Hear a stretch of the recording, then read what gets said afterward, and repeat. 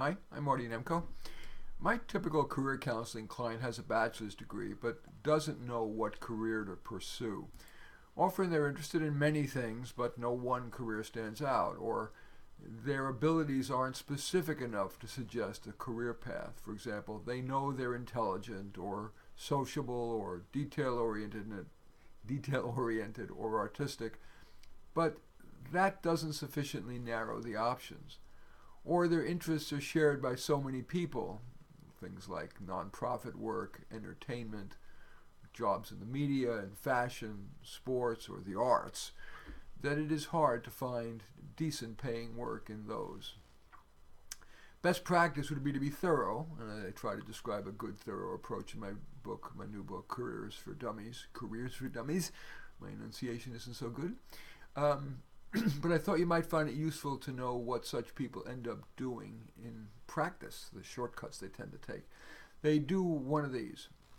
They may leverage family and friend connections. Typically, these people, having explored some career options a bit, they conclude that none are sufficiently appealing to justify turning down a career launching job that's been dropped in their lap.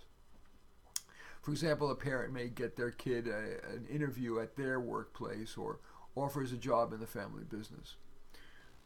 These career seekers decide that such a job that drops in their lap may be as good or better than what they're going to come up with on their own.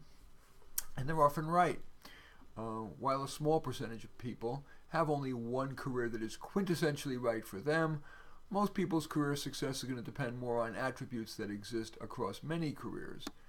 For example, whether the work is moderately challenging, whether there's a good boss, a reasonable commute, decent pay, and job security. And good jobs like that disproportionately go to people who have an in.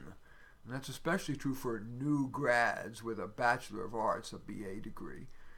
Unlike job applicants who have significant experience in a field like data science or molecular biology, there are relatively few employers who salivate at the just graduated middle of the pack BA in psychology or sociology, gender studies, race studies, art, dance, music, filmmaking, and so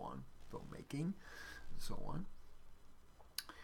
Another category of these bachelor's degree holders who haven't chosen a career, they occasionally will choose an under the radar career. But that happens less often than I would have thought.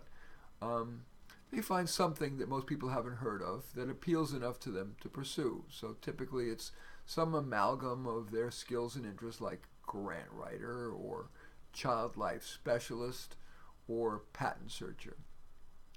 Or some of these bachelor degree holders who haven't chosen a career, they narrow only slightly. They don't pick a career, but they'll scan a job site like Indeed.com and apply to any job that feels okay.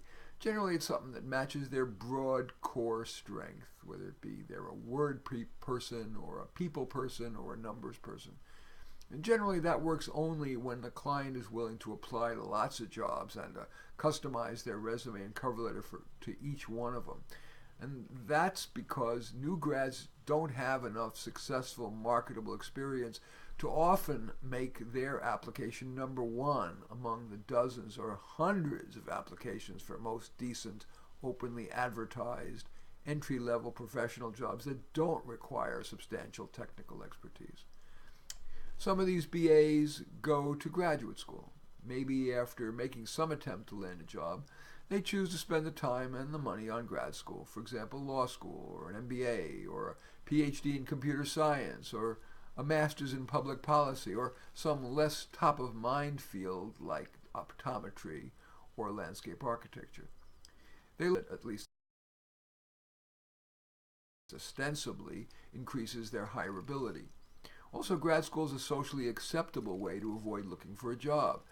Being a student, you're spending more time taking, that is, being taught, than you are producing, that is, writing papers or studying for tests is what you do in school, whereas at work, you mainly have to produce. And then there's a subset of the people who are got these bachelor's of arts degrees, these BA degrees, but haven't chosen a career, who just choose to continue to flounder. They just don't feel the urgency to find a career. They're their parents or their partner or the taxpayer support them, or they're willing to live very modestly and so are okay, literally or figuratively, with being a barista.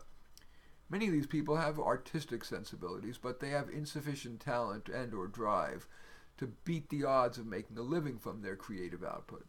Some of such people believe that that's just a stage, and they'll get, quote, serious later. But others of them decide that that's a good long-term choice, having a mundane job so they have the time to pursue their creative passion. How about you? As you think about these approaches that I've outlined, would the wise one within you choose the aforementioned best practice, or take one of the more widely used shortcuts? If so, what's the next baby step that you want to take? Anyway, thank you for watching. I'm Marty Nemko.